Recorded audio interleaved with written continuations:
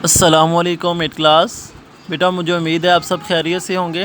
بیٹا آج ہمارا سبق ہے بک کے پیج نمبر 10 پہ یعنی 10 پہ ہے روزہ، اس کی فضیلت اور معاشرتی اثرات، یعنی روزے کی کیا فضیلت ہے اور اس کے معاشرے میں کیا کیا اثرات جو ہے وہ پڑتے ہیں، اس کے متعلق ہم پڑھیں گے اس سبق کے اندر۔ مجھے امید ہے کہ آپ نے اس پورے سبق کی جو ہے وہ ریڈنگ کر لی ہوگی اچھے طریقے سے۔ ہم جو ہے اس کی مشق کی طرف آتے ہیں۔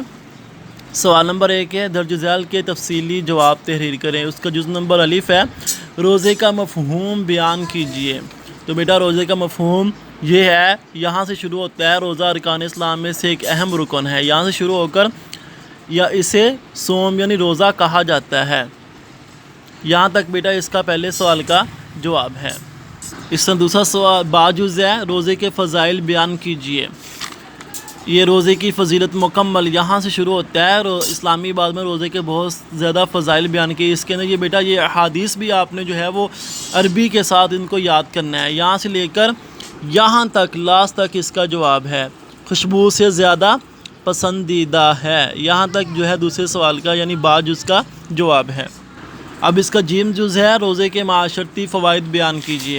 روزے کے معاشرتی اثرات یہ مکمل یہاں سے لے کر اسلامی عبادت کا مقصد صرف اللہ تعالیٰ کی خوشنودی حاصل کرنا ہی نہیں، یہاں سے لے کر ایک صحت مند اور توانا معاشرہ جنم لیتا ہے، یعنی کہ پورا چیپٹر یہ 3 سوالات کے اندر آ جاتا ہے۔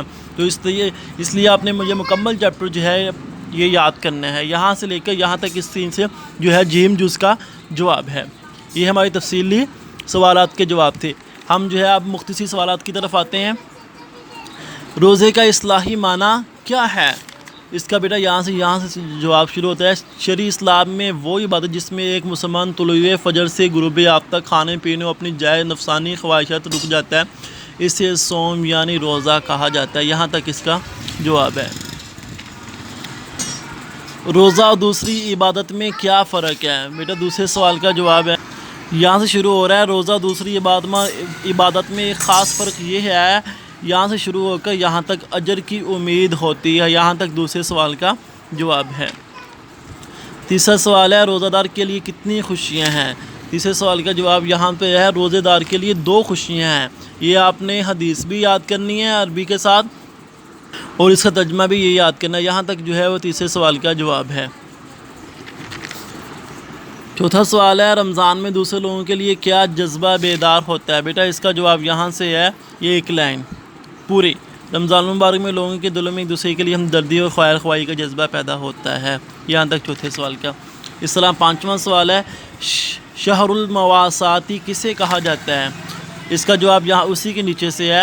نبی کریم صلی اللہ علیہ وسلم نے رمضان المبارک کا نام جو ہے وہ شہر المواسات رکھا ہے، یہاں سے شروع ہو کر یہاں تک لوگوں کی تکلیف کا احساس ہوتا ہے، یہ 5ویں سوال کا جواب ہے۔ یہ ہمارے مختصر سوالات بھی ہو گئے۔ اب ہماری خالی جگہ ہے، پہلی خالی جگہ میں اہم، دوسرے میں معافی اور بخشش، تیسری میں رمضان۔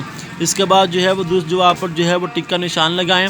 پہلے جو ہے رک جانا، دوسرے میں فرض، تیسرے میں قرآن پاک اور چوتھے میں 2۔ تو بیٹا آپ نے کیا کرنا ہے، یہ مکمل مشق جو ہے آپ نے بک کے اوپر ہی حل کرنی ہے، یعنی یہ سوالات کے بک کے اوپر ہی آپ نے نشان لگا کر ان کو یاد کرنا ہے، کاپی کے اوپر نہیں لکھنا ہے۔ اس طرح یہ خالی جگہ اور یہ درست جواب پر ٹک کا نشان لگا، یہ بھی بک کے اوپر ہی آپ نے ان کے نشان لگا کر ان کو مکمل مشق کو آپ نے اچھے طریقے سے یاد کرنا ہے۔